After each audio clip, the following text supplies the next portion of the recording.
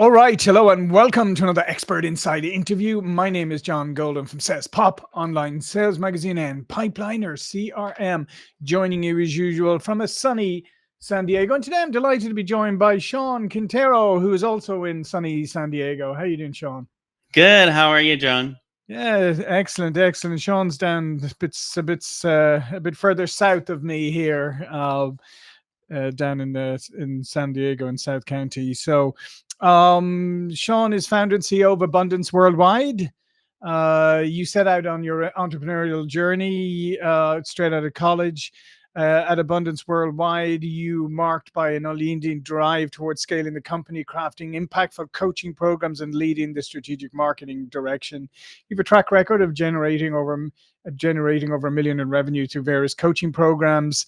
And what we're going to talk about today is the seven laws of abundance. So I presume, Sean, Abundance Worldwide, you named your company Abundance Worldwide because obviously your philosophy around abundance is core to what you do.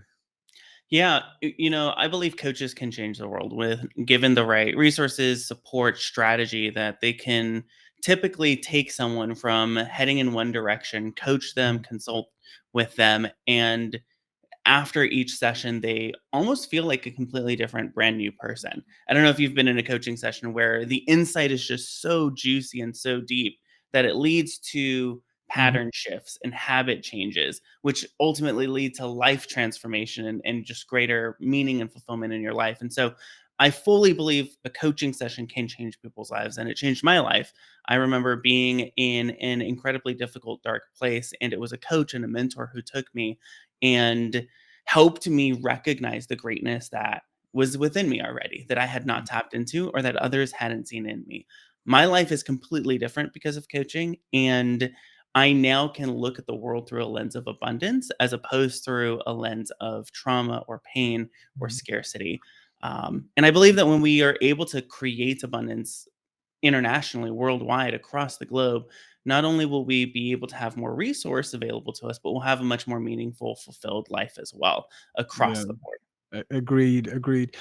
So for people who are listening, I mean, there's a lot of people who exist in a finite, I would say, mindset, right, rather than an abundant mindset. So just explain to people the difference between an abundant mindset and a finite mindset. Yeah, that's a great question. So I typically take a scientific approach. There are a couple of different ways to approach abundance. I believe that when you take an abundance approach to life, you actually take a look at reality as it is. If we take a look at the arch of our human species and the progress we've made, we currently live in an era of abundance. Life expectancy is way higher today than it was 300 years ago. Hunger and famine were a normal part of our every single day life for 95% of the timeline we existed on this planet. Mhm. Now, hunger and famine are pretty much on the pathway to being eradicated.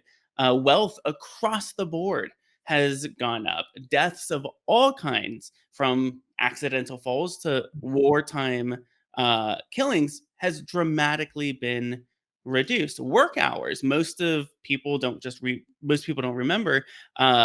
Before the age of technology like refrigerators and vacuums and washer and dryers, it would take about 60 hours a week just to take care of the home. Mhm. Now it takes about 4 a week. Democracy and freedom across the board has gone up. Access to knowledge, specifically for children and women, have gone up. And so we now live in a world that is better than it was 500 years ago, 1,000 years ago, even 50 years ago. Mhm. But what has happened is our evolution has not caught up to that level of abundance. Right. Our brains are still designed for survival, not thriving. It's still designed to keep us alive, not fulfilled.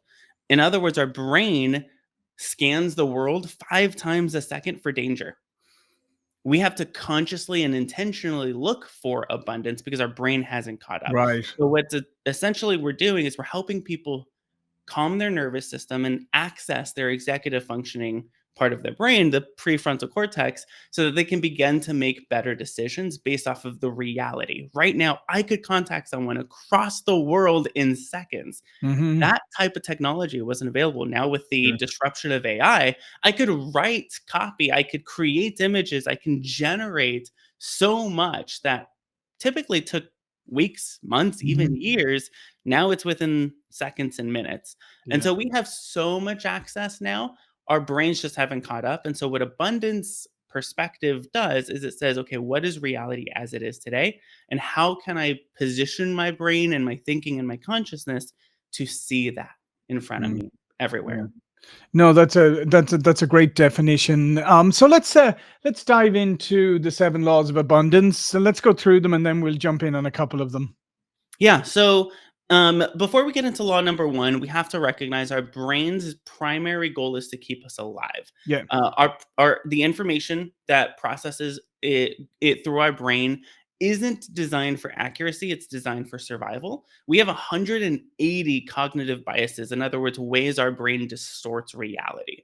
So these seven laws allow us to slow down our process and identify outdated beliefs that are generational. There are things Mhm. that worked 3 generations ago that Right. no longer work today, but are still taught today. Mhm. There's subconscious patterns, right? We have something called the reticular activating system, RAS, and that simply is pattern recognition.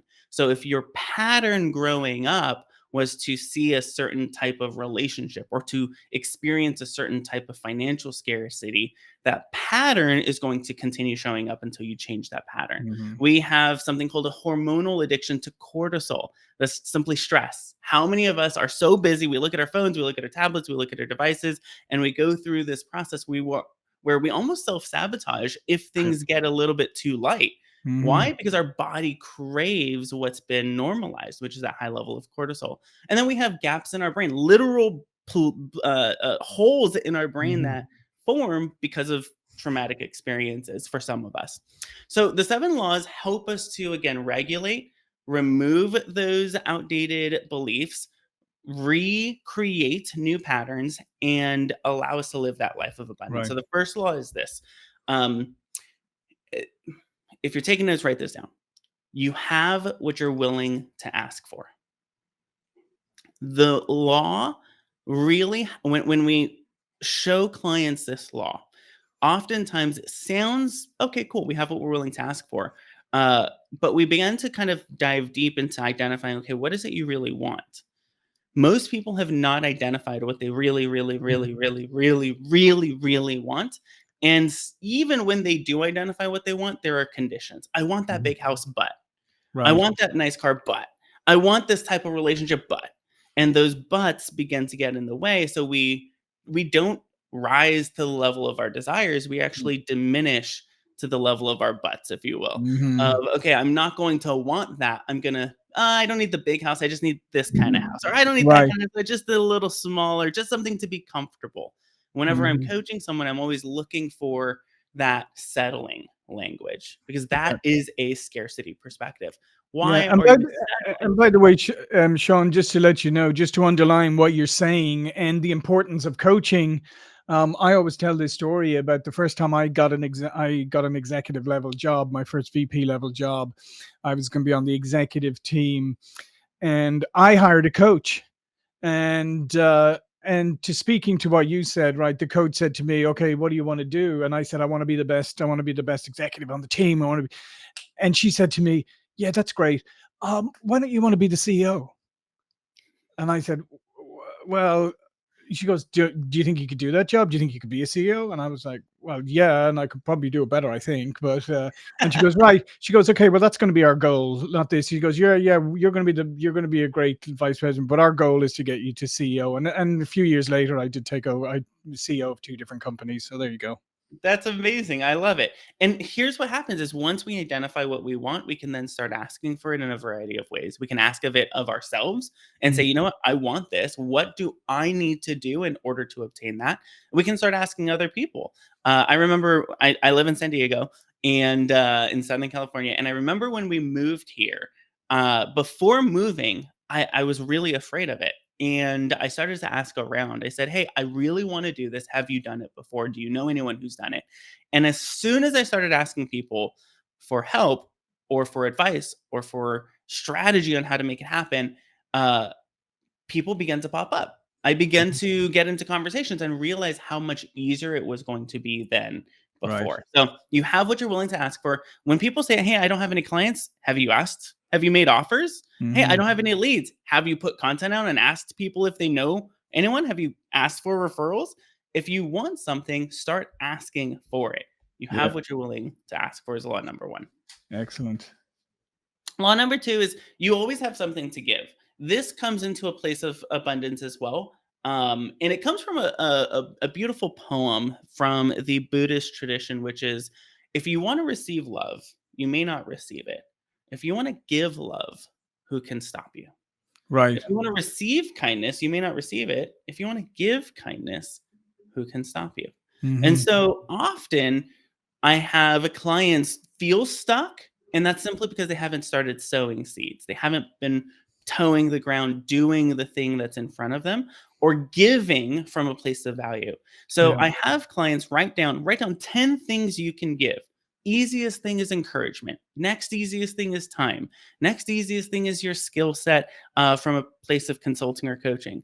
And then go start giving it. So something I Mhm. used to do and this helped stabilize some of our early financial roller coasters as a coach was I would do value Fridays. I would find someone and I'd say, "Hey, guess what? I have dedicated today for you.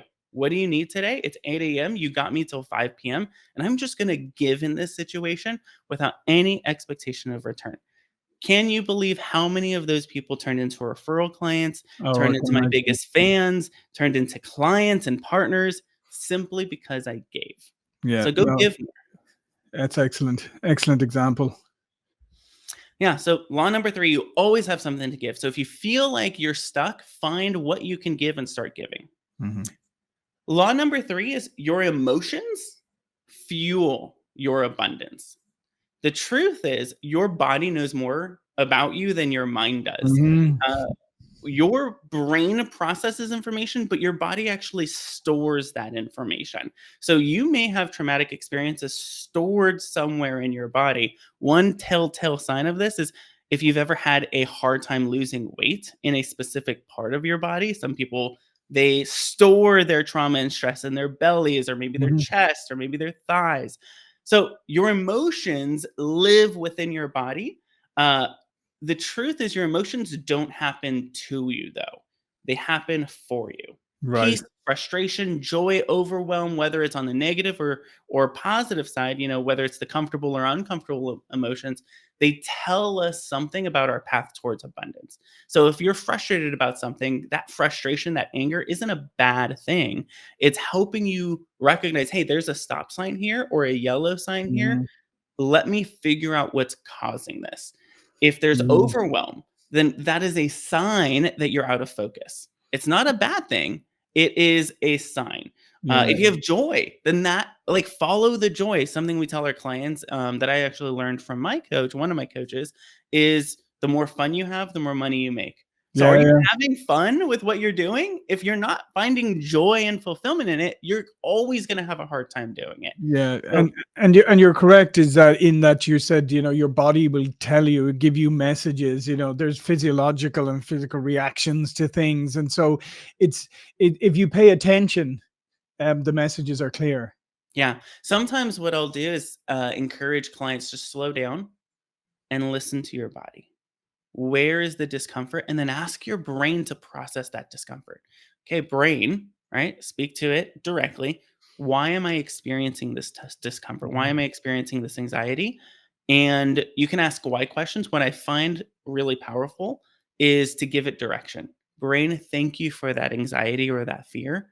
That energy that you're pouring into that emotion, I'd much rather you pour it into creativity. I'll give you an Mhm. example. There was one time I was really stressing about finances. Had lost maybe 3 big clients, and so my brain was racking, at midnight over these kind of, challenging decisions I had to make. And I took a moment and I said, "Thank you for the fear. It's done its job. I'm now aware that something has to change." Mhm. By the time I wake up, I need you to come up with 10 creative ideas to solve this problem. Let me tell you, it wasn't even 5 minutes before I started coming up with the best idea. Right. And I started writing them down. Okay, great, great, great. And I was eager now and excited to wake up. So the emotion that you have is energy. Your job is simply to redirect that energy. That's Right. law number 3.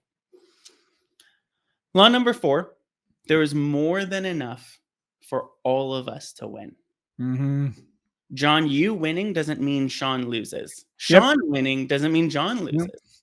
And unfortunately, Sean, I think we live in this culture today. This particularly, I mean, social media has obviously made it even more so. This comparison culture, and I do think that people.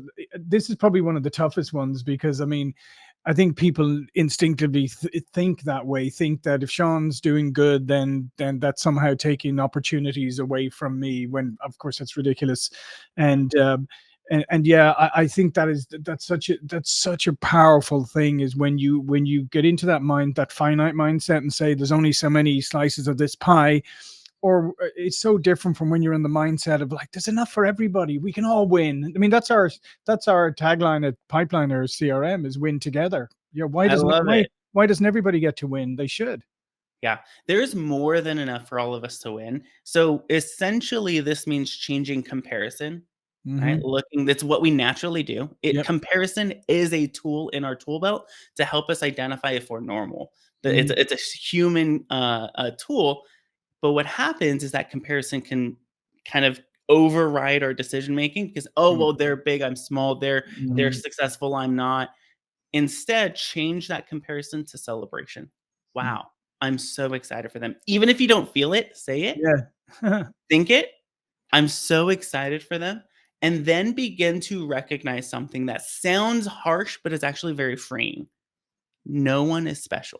Yep. Yep. John, you're not special. I'm not special. No one listening is special. It's all just systems and strategy. Yeah, I know. Well, being Irish and growing up in Ireland, we learned that lesson very quickly. People are very quick to tell you. People are Listen, very I'm a quick. millennial. Yeah, Were raised with those participation trophies. yeah, whereas we were not. We were raised with the "you're not special, so get over yourself." I love it. So if we're not special and Mhm. that person is winning, then you can too. Yeah. And start to analyze, okay, how did they did it? How did they do it? How can I do it? What worked for them? What will work for me? What won't work for me?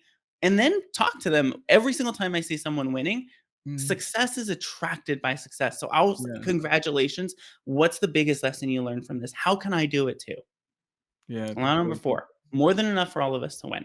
We got 3 more laws real fast. Law number 5 is embody, then begin. In other words, what this means, embody, then begin, is who you are, your identity will outmaneuver every intention you have. Identity beats intention all day, every day. And here's what I mean by that. If you think as a professional whatever, then you will behave as a professional whatever. John, if you thought I am the up and coming CEO of this company, you're going to behave a certain way than Mhm. if you thought I'm going to be the best on this team. Yeah. The identity begins to shift the behavior. So embody that identity. Who is it that you want to become? And what if by the snap of my finger you became that? How would you behave today? Mhm. Yeah, no, So I think that's super important. I always tell people that once upon a time, way back in my early career, I wanted to move up a level in the company, and so the job I applied for, so I started dressing differently. I started dressing more professionally, and again, this was back in Ireland, so yeah, I had to run the gamut of all my friends and people that knew me making fun of me for a while. But hey, that's okay too. It's character building. But the point is, I made that conscious decision that I wanted to be perceived differently. yeah, and perception for many people and in many situations is reality. Hmm. So shift your identity before even starting any type of action. Who am I, and how is that going to affect the thing that I'm about to do? I have a coach that works with me that has had a client, and that client um, lost his big job. He had a beautiful home, got a divorce. It was really tumultuous. Lost everything. Ended up in an apartment, and he was a professional gardener. Like he had a beautiful garden, greenhouse, everything in his beautiful home. And when he lost everything, he felt like he lost a piece of himself as well with the gardening. And my friend, this coach said, "Well, you're a professional gardener. Wouldn't a professional gardener find anywhere to garden?" It kind of reminded him of, "Oh, I can garden no matter where I'm at." So he Right. began to put flowers and, do his gardening. I am not a green thumb. Don't give me a plant as a gift. It will die a week later. Please. Yeah. Law number 6. Many hands make light the work. Yeah. Many hands make light the work. People want to help you, John. Listener to this podcast. People want to help you. They just don't know how. Yeah. So you have to inform people, this is the mission I'm on. Can you help me? And I can't tell you how many times I work with somebody and I tell them, simply start sharing more of your mission. Start Right. sharing your big why. Start sharing the big reason that the world is going to change if you succeed. And people will naturally gravitate towards that passion and excitement. Yeah, and I think you're right. I mean, I think sometimes because I think sometimes people are kind of a bit jaded because they're used to, companies sticking these big fancy visions and all this kind of stuff, and never really living up to them. But that's why when somebody really embodies it and is enthusiastic about it, and is genuine and authentic about it, it has so much power. Yeah, it absolutely does. So, an exercise I tell clients to do is write a list of 10 people you admire for whatever reason, and then write down the one skill set or trait they have that you admire about them, and then go ask them and tell them, "Hey, I want you to know, John, I recognize how good you are at following up with people. Like you just Mhm. are on it. How can I be 50% as good as you are?" Yeah, And guess what John's gonna wanna do? Let me tell you, all the things yeah, that you can do to follow up much better. yeah. Probably use Pipeline or CRM Yeah, yeah. as And one I'm of gonna those. want you to be, I'm gonna want you to be better than me, not 50%. I love it. And notice that I lowball it and they're gonna be, "No, no, no, let's come up. Come on, Yeah. let's do it." So, you have access to resource, you have access to people. People want to help you, you just have to tell Mhm. them. And the final law is abundance for you is abundance for all. Right. And what this means is growing up for me, I thought rich people were great, greedy, evil, bad. Their personality was jaded in some way. They had a character flaw. That's why they were wealthy. And what I recognized was wealth doesn't change people. Wealth reveals people. And Right. if you are generous, if you are kind, if you care about humanity as a whole, if you want the world to be a better place, guess what? Whether you have wealth or not, you're going to be that. And so if abundance is overflow, right? I have a cup around here. Mhm. If I pour water into that cup and abundantly and it starts overflowing, uh, around me, my computer, my desk, all of the things around me can't help but experience that overflow. And here's Mhm. the beauty of it, I can now direct it. So when you have an abundance of love, who are you going to allow that love to flow into? For me, it's my daughter, it's my wife, it's my family, it's my friends, it's my clients. When you have an abundance of wealth, who's that going to flow to? Same. My Mhm. daughter, my family, my friends, my clients. When you have an abundance of connection, who's that going to flow into? And when you begin to identify the who that is impacted by you experiencing abundance, you start to lean into it. And you say, Yeah. okay, I welcome abundance in all its forms. No, I know, I love that, and I love the fact that, as you said, I mean, money doesn't, it reveals people. It doesn't influence them, and that's all. It's always great when people reveal themselves. But anyway, like you said, it's such a great opportunity when you have abundance in any area of your life, is just sharing and spreading that, and that goes back to the, everybody winning, all boats rising, all of that. Well, this has been fantastic, Shawn. These seven laws are very, very well thought out. They're very simple, easy to grasp. Now, simple doesn't always mean easy to implement, but Yeah. uh, so before we go, Shawn, please do remind people what you do. Yeah, so I'm the co-founder and CEO of Abundance Worldwide. It is a holding company that supports and works with coaches who want to scale and exit the day-to-day operations. We are also a holding company, so we acquire personal and professional development coaching companies Mhm. and help them scale. We believe coaching companies is how people will experience abundance. So our goal is abundance worldwide, to create abundance all around the world through the power of coaching businesses. So if you're a coach, you're looking for help with scale and to exit the day-to-day operations of your business, we're the people you reach out to. Fantastic. Well, listen, thanks again, Shawn. Thank you for watching and listening. I'll see you all again very soon. Thank you.